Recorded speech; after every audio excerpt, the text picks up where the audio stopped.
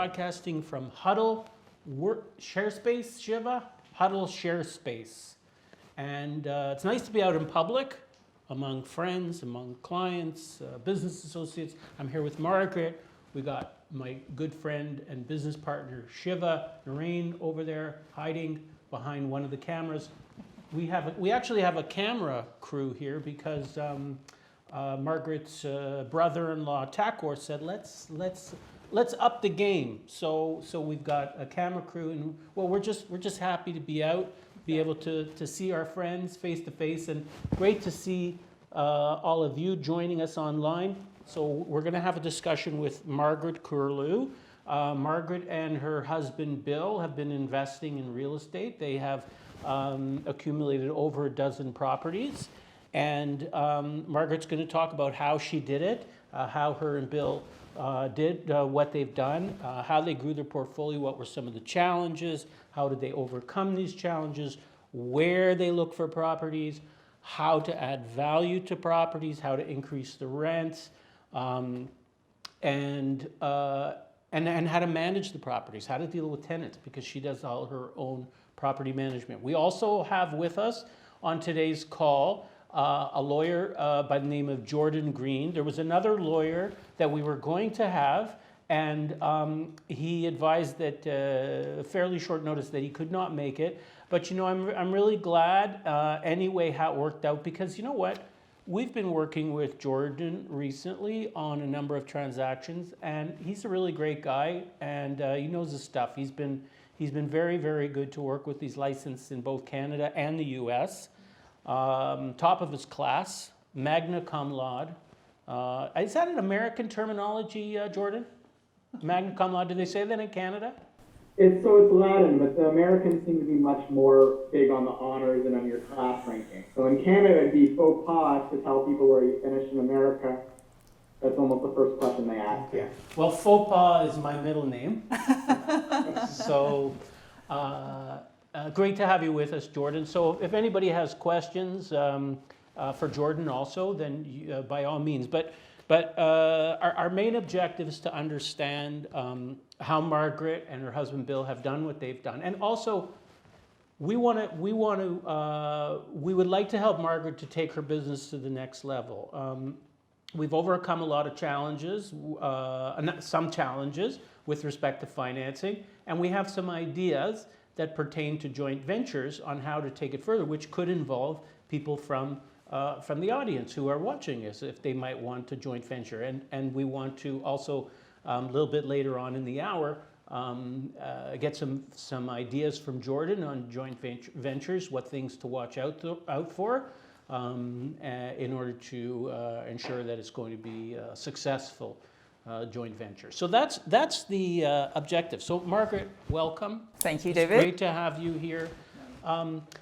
So tell us, what's the story? I mean, I know you've been working for a while. You still have a regular job in addition to managing and growing your portfolio. But at some point, you and your husband looked at each other and said, you know, we've got to do something to step outside the mold. We don't want to be working till we're 110 years old. So what's the story? How did it go? Oh, well, David, thanks very much for having me here, and thanks everybody for coming. I'm really excited to be here and to talk about real estate. It is a very exciting place to be. Actually, as you can see, I have one of those fancy degrees, and you would expect me to be in a big, nice, comfortable office making six figures. Well, that didn't happen. And we both had decent jobs, and the income was very comfortable, but we just thought there could be a better way, because we saved like crazy. We had RSP accounts, savings accounts, and of course they were just growing like very slowly. And we took one look at our investments portfolio, and we just thought, at this rate, pretty much we're going to work until we are 80, die, come back, and then work before we can retire. Mm-hmm. And so we started exploring other options, other investment options like the stock market and all that. And we decided to just settle for real estate. Well, for several reasons. We just thought, okay, with real estate, at least it's a little bit safer than the stock market. If we, for example, if we were to wake up in the middle of the night because we were just scared about what's going on, we can jump into our car, at least drive past the property and say, hey, there it is. Our investment is still intact. So that's one of the main reasons we went into real estate. It wasn't easy, but then when we looked at the trajectory and we looked at what could be the end result, what could be the outcome, we just thought, okay, we think this is the best route to go. And it was like, for example, our savings, we had a little bit, we thought it was a lot of money, but actually it wasn't much, probably around 50 grand. And retirement, we had been saving for years and we had about 33K, somewhere around there. And then we just thought, but how can we achieve financial independence? How can we just work and retire before age 55? And how can we even create generational wealth? So then we decided to start looking at properties. Well, Can I stop you for a second? Yeah, sure. So first of all, I didn't neglect to mention that you are a PhD. Can you just tell us, where did you get your PhD? Actually, I studied in 2 countries. So I studied in France. That's where I got my first degree and my master's degree. Right. And then came to Canada, and I also did my PhD in the United States. So you have a double PhD, and you also studied in 2 different countries. 2 outside different of Canada. countries, exactly. Interesting. So I speak French And fluently. What did you study? Okay, so in France and Europe back then, the European Union was a little bit different. It's not the way it is today, where pretty much is one border. So I did international trade. So pretty much because it was very popular, because each country had its own border, and then they had to do trade and businesses with each other. It's not like now where pretty much everything is one. So it was pretty much a good market, very good field to get into. So I did my PhD in my master's degree in international commerce. Mm-hmm. And then later on, well, my mom was just telling me, you got to do your PhD, do a PhD in something. I need you to just go continue in academia. And finally, I opted to do a PhD in business. Okay, so you have a PhD in business and a PhD in international trade. Oh no, a master's degree in master's. international. Yeah. Okay, so you're very well educated. Okay, Exactly. excellent. Thank you. So and then you talk about generational wealth. Exactly. What does that mean to you? Why is that important? Oh, it's very important. Like, okay, for example, take someone like Paris Hilton. Some people don't like her, but I love her. Like, she's not responsible for being wealthy. And I was reading an article where they said when Paris Hilton was born, the minute she took her first breath, she was worth over 300 million US dollars.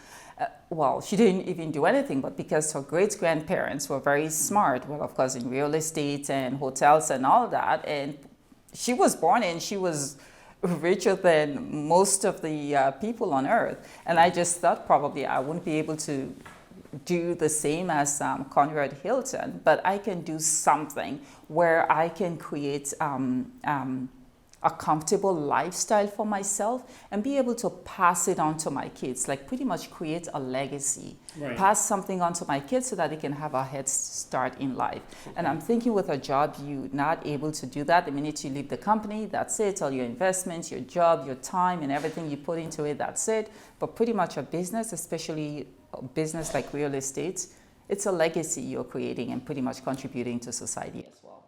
Okay, so right now you have over a dozen properties. You and your husband have accumulated, and how long have you been real estate investing?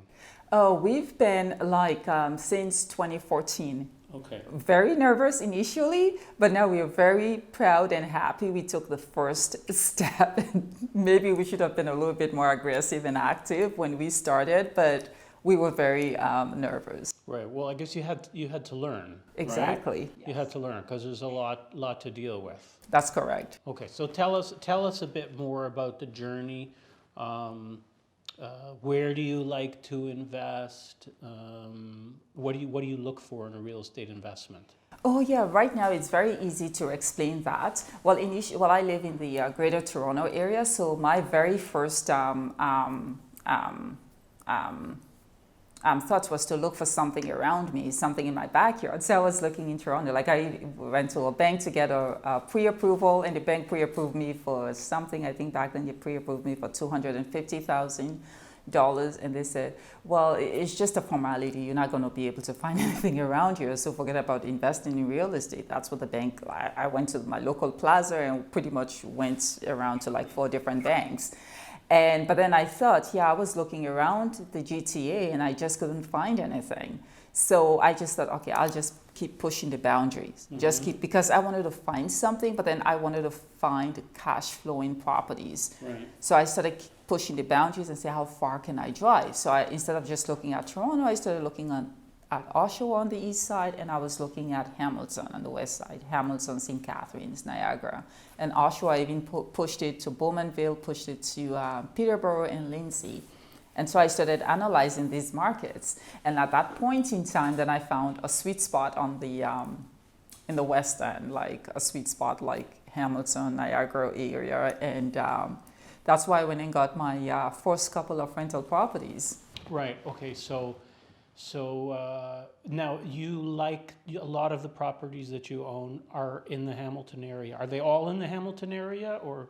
No, not all of them. I've got most of them, quite a lot in Hamilton, but I also have a few in Oshawa. I even have 3 in Windsor, Ontario. Okay, right. I went to Windsor, Ontario, but one thing I've realized when you're doing something, especially when you just start, it's best to get something, a property where you can drive to it in case there is something. Probably when you get bigger, and you're able to hire property managers, maybe you're a bigger company, then you can get something that's 4, 6, 8 hours away. But it's best for you to get something that's within, if even it's 2 hours driving distance, but in case something goes wrong with contractors, tenants, or something, you can drive there. Right.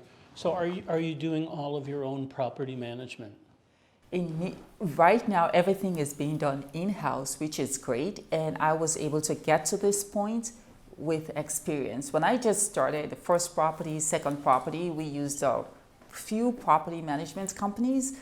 I want to say I really didn't, I'm not saying all companies are like that, but I pretty much didn't see my money, my rent, and if even I did see something, it was half rent, and I was thinking, but how is this happening? How can I increase my portfolio? Because I needed that cash flow to be able to reinvest. And luckily, my brother Takor, I brought him on board. He became my property manager, and he's a contractor. He is very handy, and he knows plumbing, electrical, like just stuff. Sometimes we have to call like a licensed electrician to come on board.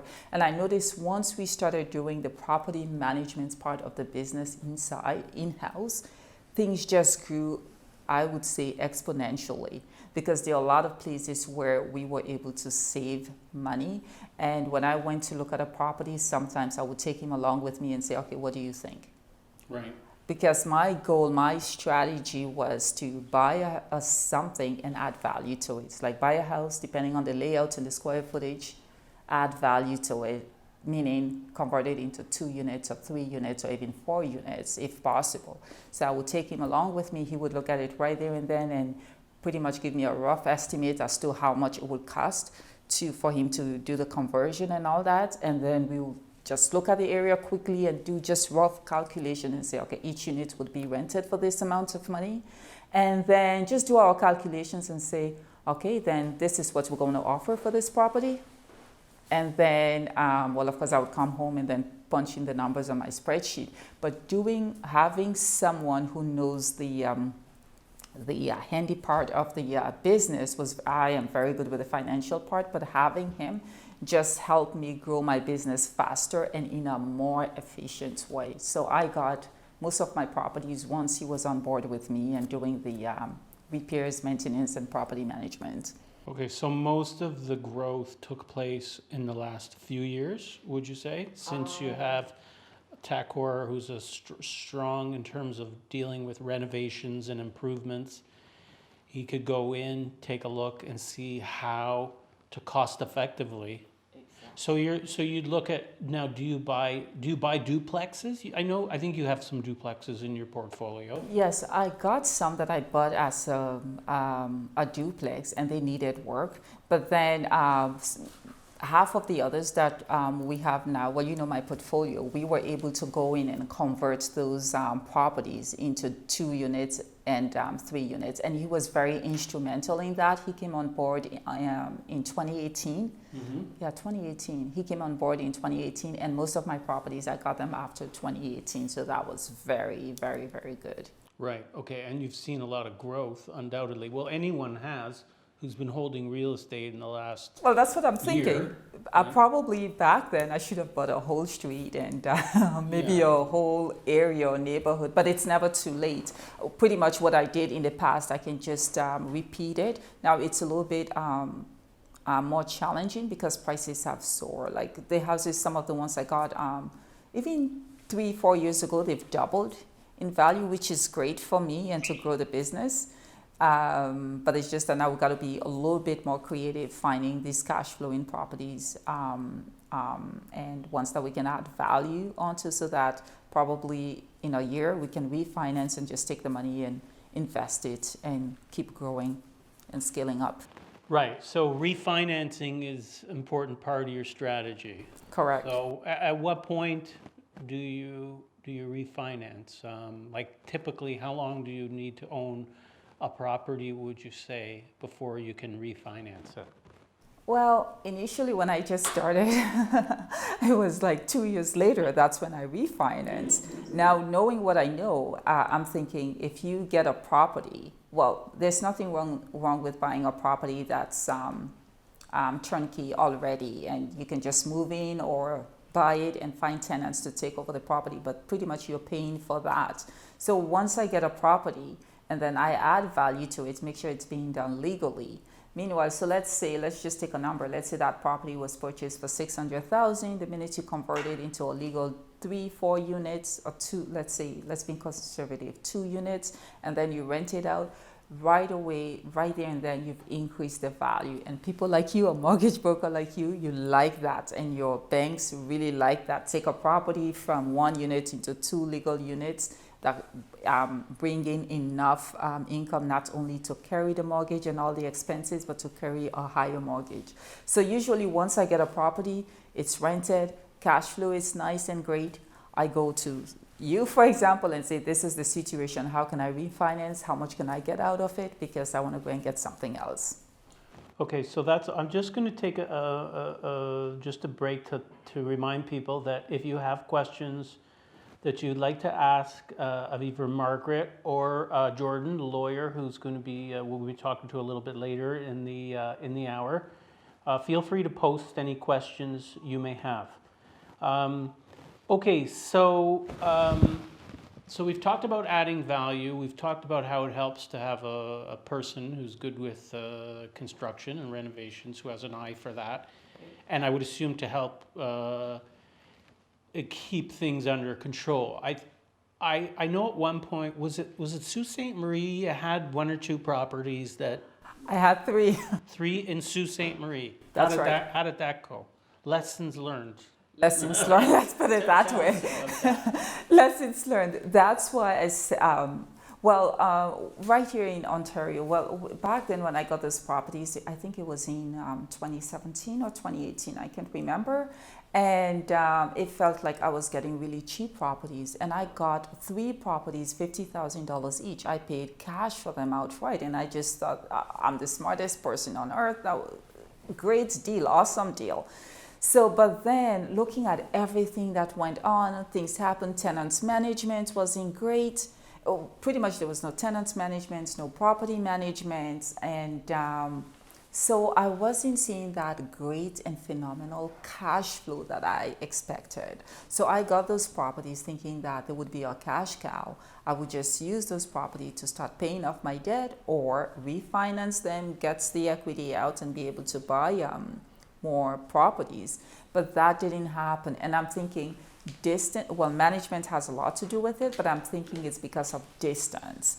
If, for example, they were closer, even 3 hours away, maybe 4 hours away, there would have been a time where I would have driven to that area, that neighborhood, and probably meet locals and try and put things in place. I mean, bigger companies do it, but at that time I was very small. I could have driven there, but like something that's 8 hours away, I can say impossible, but it was just not feasible for me. So in the end, I ended up selling things, taking a loss, Right. which I've never done in real estate, but I had to do it in that situation. And what I did was sell, take a loss, and I got something like in the greater Toronto and Hamilton area. And luckily I did, because I remember one of the houses that I used the proceeds to buy, it doubled. Well, I got that property for 400, and I think I was telling you about it. I got it for 430,000, and then I spent $35,000 in it to convert it into 2 units. And earlier this year, a neighbor sold for 900,000, another one sold for almost 800,000, and down the street, I think the next street, someone sold for 850. So pretty much. This is in Hamilton. This is in Hamilton. Right. So pretty remarkable gains. What's the how have your Windsor properties been performing? Are you happy with your Windsor investments? Yes. But one tip I would give is if you're going something that far, like far away, it could be Windsor, it could be a little bit farther away, east to north, let it be a single family detached, not a multi, because you also have to think about tenant management. At least a single family detached home, just a single family detached home that you get a deal on, you can structure your lease where pretty much you pass on all the responsibilities to the tenant, so they're not calling you at 3 a.m. asking for something and whatnot. So the ones in Windsor, those are single family detached homes, and luckily I didn't have time to convert them into multi-units, so I'll just leave them the way they are. But something that's within driving distance where I can manage tenants, because don't forget, 2 families or 3 families living under the same roof have to share the front and the backyard.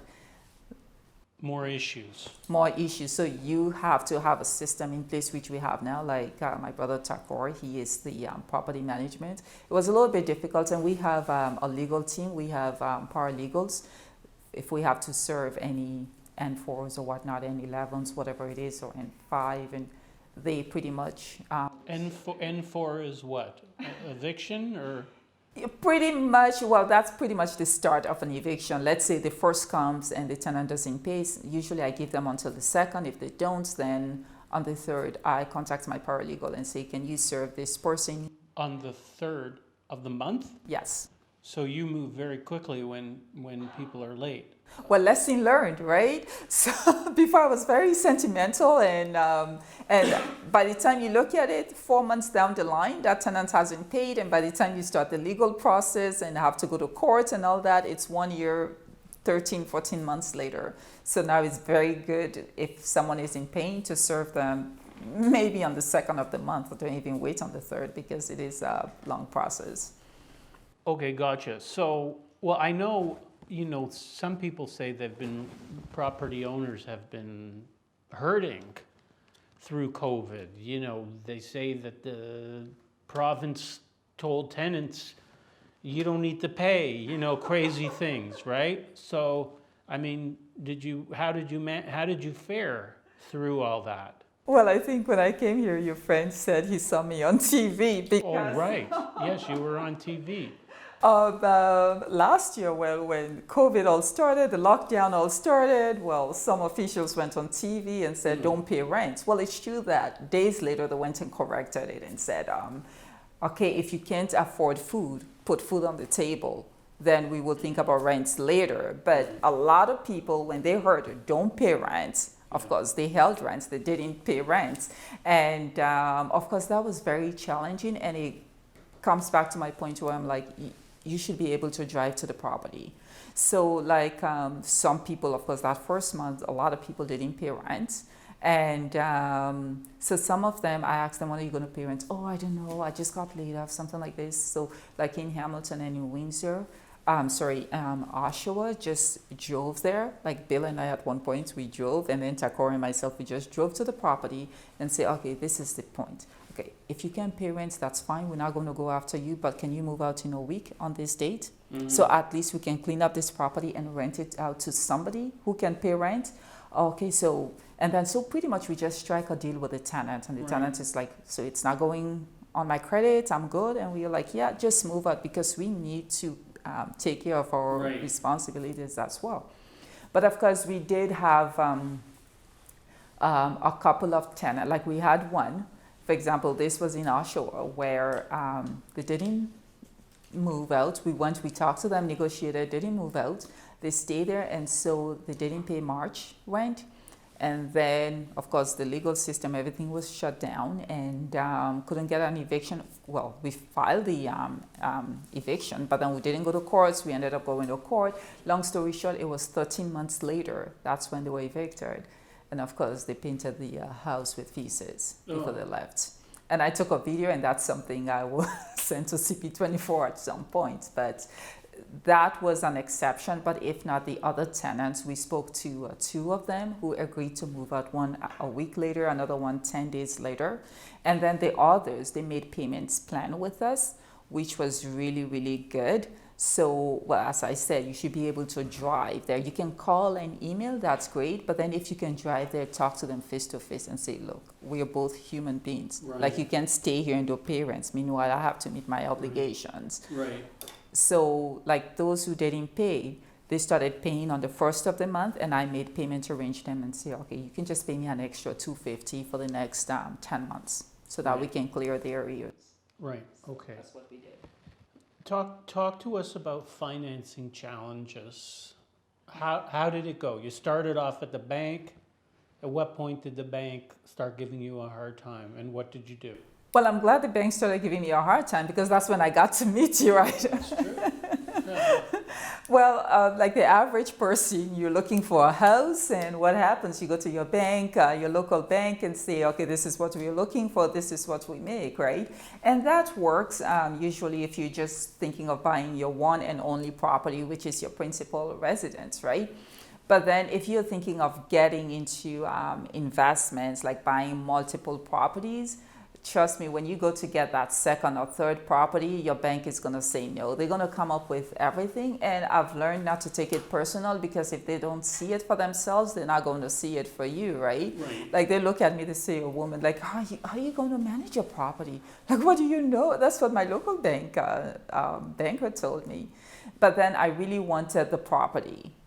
And then I really wanted the property because back then, like, the cash flow was great. I knew I had to do work on the property, but the cash flow was great. And I just thought, well, back then, properties didn't go up this at this speed. It was just going on gradually, probably 3-5% and all that. And for the past 3-4 years, it's been a little bit crazy. It's been a very important increase. But then I just thought, okay, I'll just hold this property for the next 20 years. Not only will my mortgage be paid down, but then I'm going to have something that might worth probably double. That's what I was thinking. Now, you buy something, if you really purchase a good property, probably after 5 years, it would double. Not like back then, you got to wait probably 15-20 years. So with the banks, it didn't work. I was only able to get my first rental property with a bank. Right. And then it just didn't work, so I went with a B lender for the second mortgage, for the second rental, and then same thing for the third. And then at one point, I was talking to somebody, and they said, oh, I know someone who can help you, David, and they gave me your card, and I contacted you, and you've helped me get quite a few properties. And then interest rate is a little bit different, but then when you think about the outcome, like buying a property like that one that I told you I got for $430, and now the neighborhood is going for close to $900,000. Yeah. So even though the interest rate you were able to get from me was back then like 1 point higher than what the bank was posting, but seriously, I would take that any day now, knowing what I know, because making an extra $400,000 in 2 years, that's never heard of. So it's very challenging when you want to grow a portfolio to work with a bank. It's very, in your best interest to work with a mortgage broker, because then your credit is not pulled. The mortgage broker can pretty much contact all the lenders that they work with and pretty much provide your case, your situation, and then find the lender who can provide something that's in your best interest, and then come and say, this is what I have. And then when you agree with it, that's when your credit is going to be pulled. Right. And that's what I didn't realize. Back then, I would go to each bank. Walk, drive, park in the plaza, and then go to one bank, Bank A, and they say no, go to Bank B, or they'll be like, oh, we'll get back to you. And of course, pull my credit. I didn't know, and then go to Bank B. A week and a half later, after they've pulled my credits, they deny me. And then meanwhile, I didn't even know my credit was taking a hit. Right. Until finally, when I got in contact with a mortgage broker, when I really found a lender that wanted to help me, then my credit had really taken a hit. But that's fine. It's lesson learned, right? Lessons learned. And something I've learned, it's if even you go with a B lender or with a private lender, the interest rates might not be like the posted rate, but then as long as your numbers work and you take that for like a year or two and you know what you're doing, or you have someone like me or my brother Taco on board with you that can just show you how you can really manage your portfolio, your business or that property until you can find an A lender or until you can get a better interest rate, Yes. you're golden. Right. Because that property is going to go up in value. You know what I mean? And then I've noticed that even with these alternate lenders, like the first year you sign with them, then the interest rate is a little bit higher. But once you've established that rapport with them, and you've been paying on time, there was no default or anything, like I deal with, a good lender that we work with. My first interest rate was 5.9 and pretty much 6%. But then when I went to renew, I got a 3.5.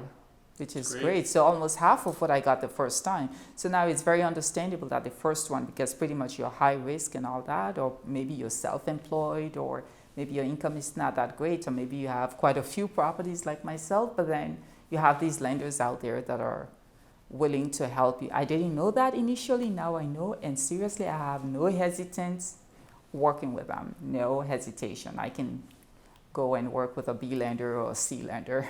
And you see lots of opportunities out there still. You still believe, because I mean, with prices going up as much as they have, some people might say, oh, maybe it's the bubble's finally eventually going to burst. Interest rates are supposed to go up. I mean, what are your thoughts? Well, the thing is, they've been talking about this bubble for quite a long time. I remember even when we purchased our principal residence in 2005, at one point, people thought, it's too expensive. It's too expensive. And we thought we were the greatest losers on earth. But right now, that property has tripled in value, way in the millions. So in terms of rental properties, I know when I started investing in 2014, I would drive to a city and the agent would have like 10 properties for me to visit. Sometimes 15, sometimes I would go and spend a whole morning and still have a list of properties to look at. Whereas now it's like you see something, you have to jump on it. You see something and you have to jump on it. So it's a little bit, because a lot of people have gotten smarter and they've realized that their money probably isn't doing well within the financial system. So probably to just park it in real estate. And some people are buying and holding because they've realized that's a very good strategy in terms of building wealth. But I still find a creative way to do, like I was telling you on Sunday that I went to Hamilton, I went to the Niagara area and I looked at a few properties. So you can still find deals out there, but it's just that some of the sellers are kind of a little bit more savvy now because maybe they want to sell to go and buy another property. So they pretty much stick with their asking price because they need that to be able to finance the next home that they're going to get. But then the thing is where I come in and my experience counts. When I buy it, if even I have to pay the full asking price or go a little bit over, I know exactly what I'm going to do with it. And I know the cash flow is going to cover, it's going to carry, the property is going to carry itself. So it's a little bit more challenging, but with experience, we are pretty much surviving. And I don't know about bubble. I don't want to make predictions because as you've seen, the financial analysts, they've been predicting the the fall of the stock market, like the crash, the real estate market, the crash and all that. 2017 probably it was soft at one point, probably May, June, but then it picked up.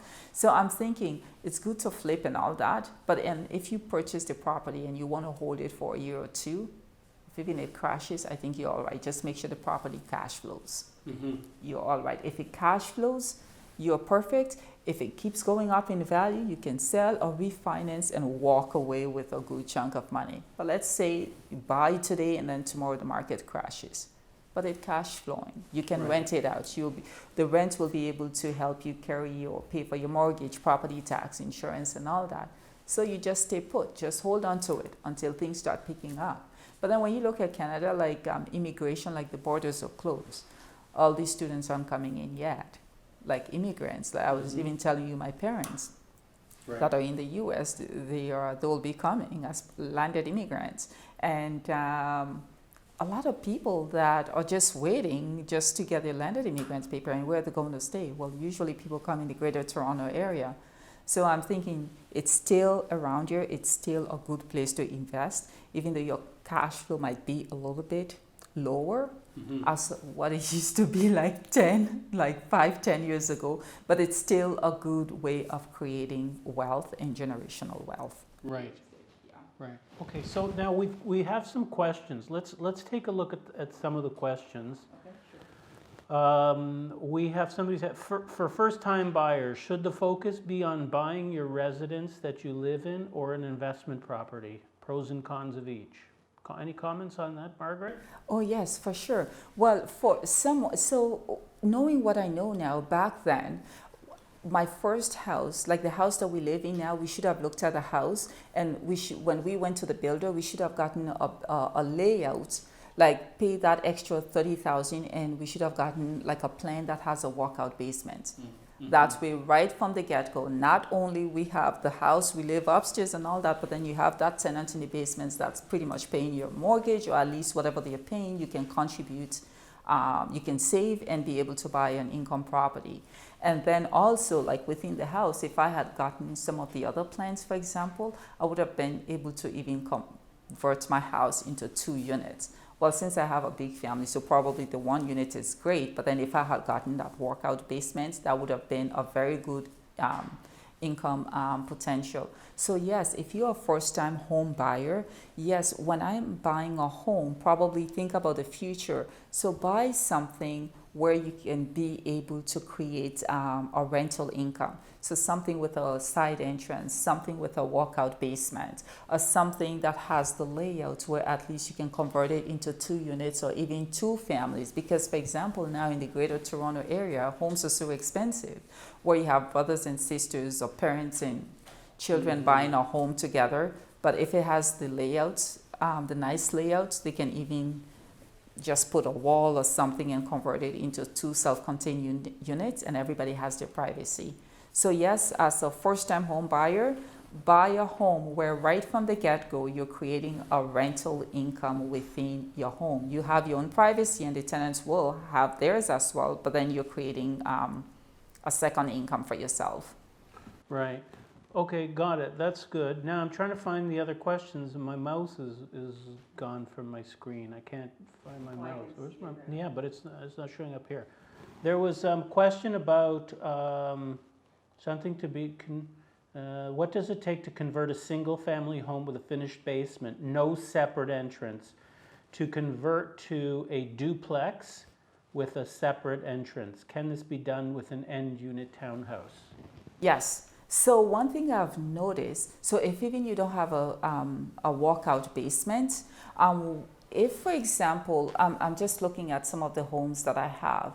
For example, as soon as you enter the house, if you have the entrance, the stairs going upstairs, if it's right at the entrance, and then you have the stairs going to the main floor into the basement, it's right at the entrance. I think that's the ideal layout for a home that you want to convert into 2 units, because right there and then at the entrance you will have the entrance door that's going to be the common entrance, and then going up the stairs you just put a door there, and then that's unit 2, and then on the main floor you put a door right there at the entrance, that's going to be unit 1. So unit 1 might be the main floor and the basement. Like I have a couple of properties where unit 1 is the main floor and the basement, because the main floor I was able to get 2-bedroom and a kitchen, but then I couldn't put a bathroom. Meanwhile, the basement has a roofing. So the basement, I finished it, put a bathroom, and then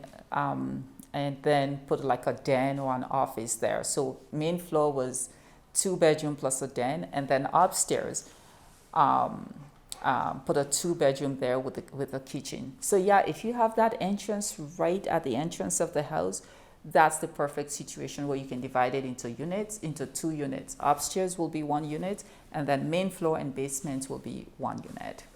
Okay, gotcha. Let's see, let's take one more question, and then we're going to bring Jordan into the conversation, our lawyer. We have Vlad. No, that was the question. I think that I'm not sure. Can rate be raised above prescribed Ontario limit? Do you mean the rent rate there, Vladimir? If not, if That's correct. It's rent control. yeah, okay. So Private properties. right, okay. Can rate be raised above prescribed Ontario limit if the unit is a private property, not a rental building with rent control?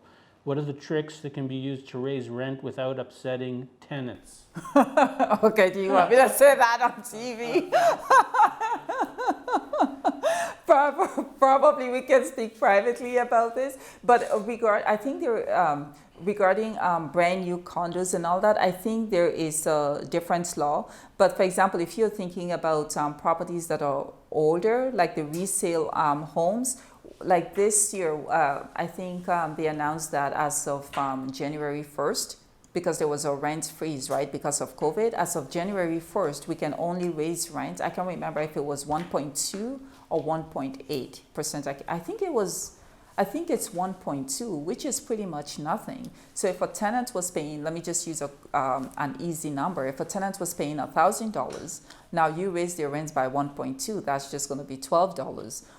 What's $12 going to do? Pretty much your property tax has gone up, everything, you know what I mean? So what you can do, like what I do when I just purchase a property, like you have what you call money for keys or something like that. Because I've had units where a 2-bedroom unit, probably it's a duplex already before I took possession. This person has been living in it for 15 years, for example, and a 2-bedroom they're paying $550.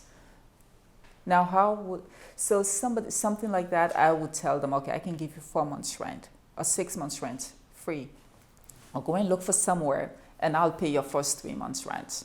Right. But I just need to do renovations. And once that person agrees to do that, and then I'm like, okay, so it's mutual agreements. They agree to move out. I either give them 3 months rent or 6 months rent, or they go and find something else, and I pay the first 3 months. We agree on that. And I get my paralegal, and they send them the correct paperwork to sign and say, yes, okay, as of this date, I'll be moving out. And then Margaret is going to give me this set amount of money.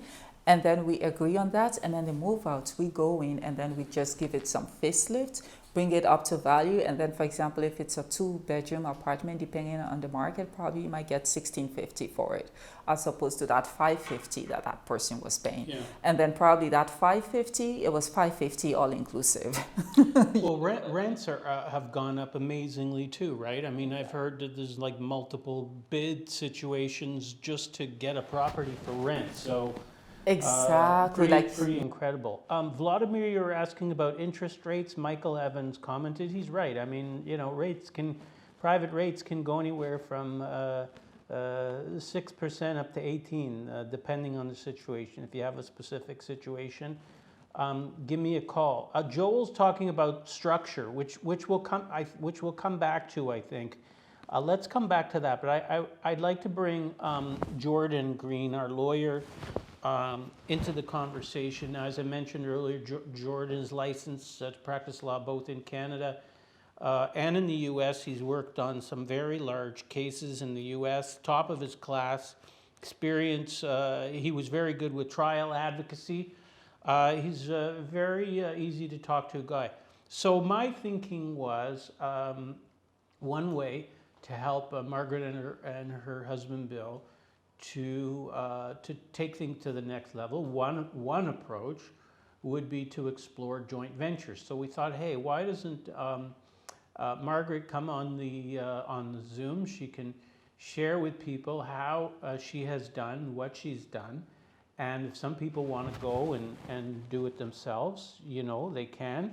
but that maybe there's an opportunity, maybe they would like to joint venture with Margaret and her husband Bill, and there might be different ways of doing that. I have some ideas on that, but I thought let's get our lawyer Jordan to weigh in on that topic.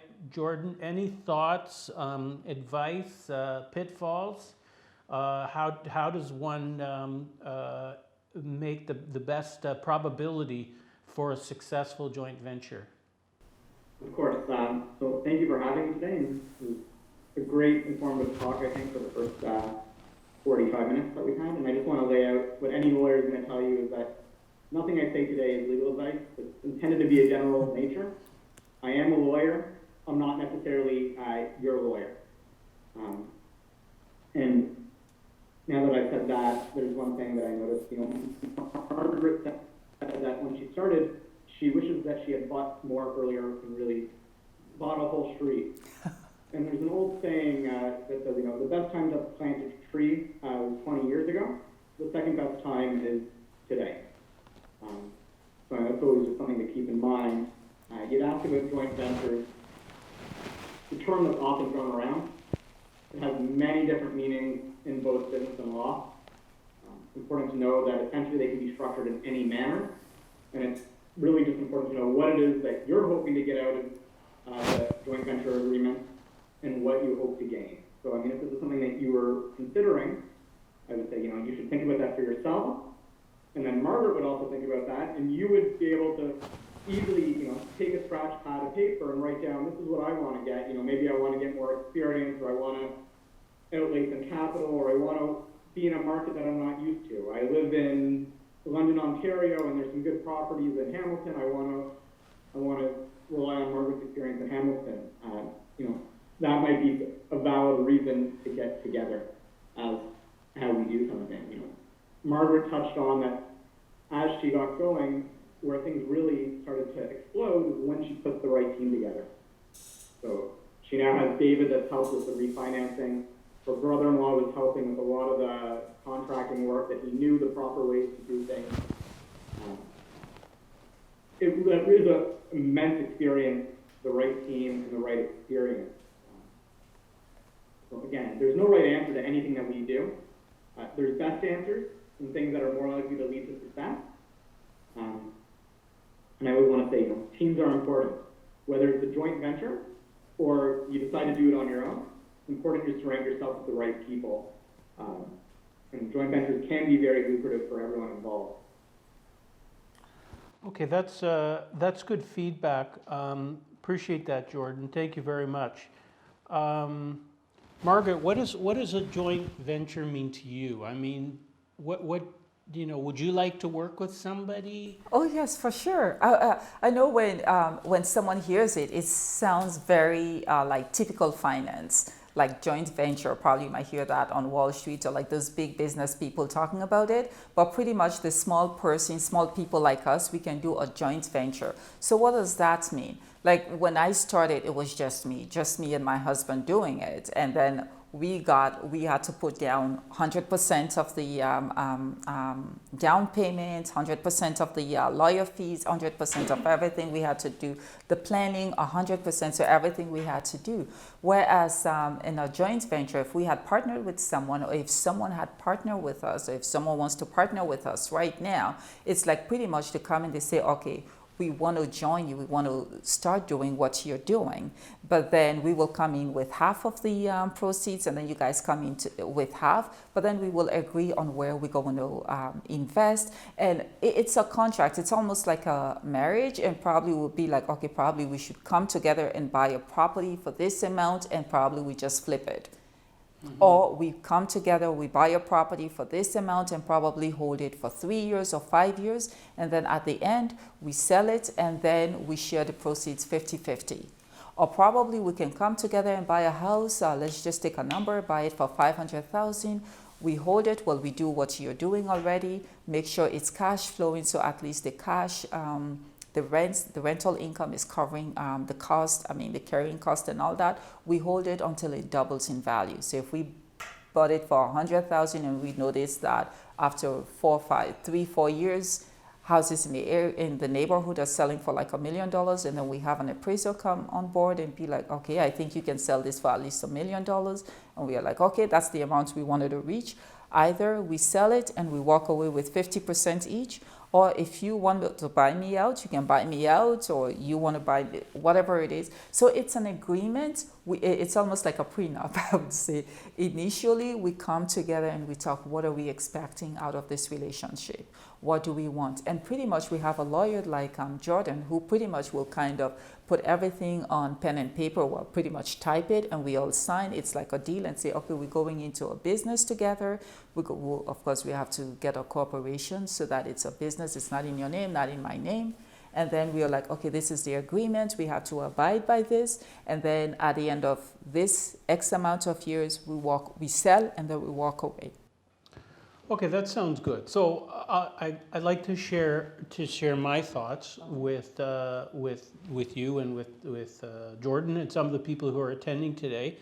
My perception is, Margaret, you're extremely hardworking, not afraid to go do the running, looking at properties, finding the properties. You've got the team in place. You've got TACOR to help you. To figure out how to get the most out of a property without spending an arm and a leg, increase the income, make it into a duplex, make it into a triplex, make it into a fourplex, whatever it is. Find the right tenants. Deal with the tenant. I love the way you deal with your tenants, because I hear so many people, fighting with tenants and problems, and they haven't paid and they ruined my house. I mean, I know you've had your share of not so nice tenants, but sometimes it's just a matter of getting in your car and going, maybe not being so intimidating, but just say, hey, look, I'm just a human being like you, and I've got a mortgage to pay, so what do we do? Like, let's figure out how to get past this. If you can't pay the rent, how do we get you out? What do we have to do? Let's just make it work.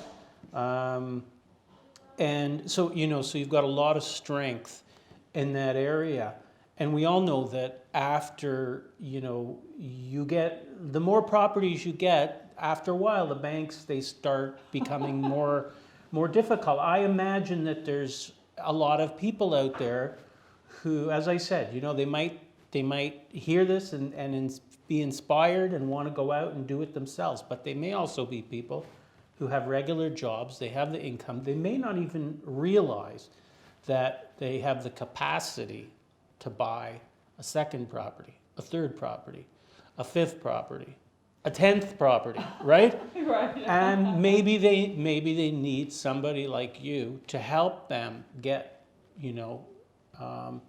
because it is a lot of work, and it takes some know-how, and they can learn from you too. Exactly. So they can get your help to find the right property, to manage that property, and we can leverage their financial capabilities if there's somebody who has some equity in a property, especially if somebody owns a property in Toronto. In the last year alone, it's probably gone up enough that they could pull out $200,000 or $300,000, right? Especially if they're holding down a job and their income is good. That's idle equity, right? Idle equity. So why not look for an opportunity? So that was my thinking. Joel had a question here, which I think is a good one. Joel's an accountant. He says, you might remember Joel Schuster from the days when people used to be able to meet in person many years ago. What is the structure to use for multiple properties? Do you have a separate company for different groups of properties? Well, you know what? He asked a question like a typical accountant. Mm-hmm. I am thinking about it right now. It's only my last property that's within a corporation. Well, back then I started, and going into it, didn't really know what I was doing, but I just thought, okay, this is just it's the best way for me to be able to create wealth and generational wealth. And I'm like, I'm going into it. And so all our properties, so we just started one after the other, and then we didn't even think about the legal and accounting part of it. So all our properties are in our name, and so probably that's why it has come to a point where the banks are like, okay, you own too many properties. And now we are thinking we should have put those property number 1, number 2, number 3, and whatnot in a corporation. Because right now I figured out, so I asked my accountant and I asked my lawyer, how can we transfer them over to a corporation? Well, you can do it, but it's just that you have to pay capital gains tax on them. So pretty much, let's say something I purchased in 2014 that I only paid $200,000 for, now that's worth about $800,000. Can you imagine paying capital gains tax on that? So we are forced to keep those properties in our name, but moving forward, whatever we get, put it in a corporation. Okay. Now, you had given me some spreadsheets. Is there something, we have just a few minutes left. So is there something that you really want to Just couple of things there. I'm not going into details. Okay, so let me just grab the, So I'll just go over this spreadsheet just in a couple of seconds. So this is what I use now. Well, for the past 4 years, I use it. And for example, if someone comes on board with us as a joint partner, we're going to use this spreadsheet. So pretty much, I just you have all the formulas embedded, so I just need to enter the numbers. You see, for example, purchase price. It doesn't necessarily have to be the listing price, but then we enter that number, inspection cost, appraisal cost, title insurance, legal fees at closing, and then the amount of money we're putting as a down payment, the interest rates and all that.